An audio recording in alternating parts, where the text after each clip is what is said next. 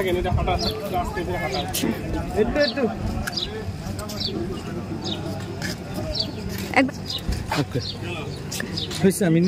গতকালকে বাগমারা থানায় আমাদের একটা চাঞ্চল্যকর কিশোর গ্যাং বেরিয়ে তারা বেশ কয়েকজন ছিল যারা হত্যা মামলা সংঘটিত করে। তার যে মূল হোতা এজার নামে 1 নম্বর আসামি আমরা ফরিদপুর থেকে এলাকা থেকে গ্রেফতার করি।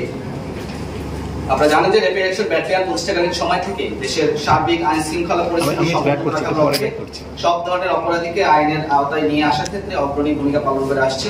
র্যাব, জঙ্গি, সন্ত্রাসী, সংঘবদ্ধ অপরাধী, মাদক ব্যবসায়ী, অস্ত্রধারী অপরাধী, ভেজাল পণ্য ছিনতাইকারী, ধর্ষণকারী, খুনি ও প্রতারক সহ হ্যাকারদের বিরুদ্ধে নিয়মিত অভিযান পরিচালনা করে আসছে। বিভিন্ন গণমাধ্যমে প্রকাশিত সংবাদের মাধ্যমে আপনারা সকল অবগত আছেন যে গত 5 মে 2024 তারিখে বাগমারা থানাধীন নর্দাস ইউপির জয়পুর মোড়ের উত্তরে জনৈক জসিম বিএসসি পুকুরের পাশে পাকা রাস্তার উপরে 3 নং আসামি রাসেলের মোটরসাইকেল নষ্ট হয়ে যায়। রাসেল নামে একজন ব্যক্তি তার মোটরসাইকেল নষ্ট হয়ে যাওয়ার পরিপ্রেক্ষিতে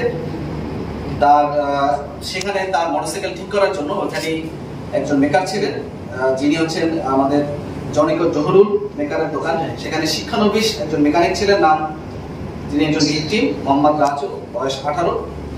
অন্যান্য দিনের ন্যায় রাত্রি আনুমানিক 7:30 ঘটিকার সময় দোকান বন্ধ করে বাড়ি ফেরার পথে রাত্রি আনুমানিক 8:08 ঘটিকার সময় উক্ত স্থানে পৌঁছাবে। এই যে হত্যা মামলা, যে বাগমারা যে স্থানীয় হত্যা মামলা, তার আসামিগণ বাদীর ভাতিজার যে পত্র করে তাকে উক্ত মোটরসাইকেল মেরামত করার জন্য চাপ দেয় এবং সে যখন এই মোটরসাইকেল ঠিক করতে বা মোটরসাইকেল ঠিক সে যেহেতু দোকান বন্ধ করে ফেলেছে এই জন্য সে যেহেতু মোটরসাইকেল ঠিক করবে না, সে এখন বাসায় চলে যাচ্ছে, তখন যে এখানে প্রায় 1 নং আসামি যে মোহাম্মদ শরীফ তার ভাষ্য মতে সেখানে সর্বমোট 5 জন ছিল, তিনি স্বীকার করেছেন। তখন তারা এই যে মেকানিক রাজু তাকে প্রেশার ক্রিয়েট করে যে তোমাকে এখনই এই মোটরসাইকেলটা ঠিক করে দিতে হবে। যখন সে এটা ঠিক করতে দিতে অস্বীকৃতি জানায় তখন তার উপরে এই যে 5 জন মোহাম্মদ শরীফ এবং তার সাথে আরো 4 জন ছিল, পরবর্তীতে তার পিতাও এখানে এসে যোগদান করে।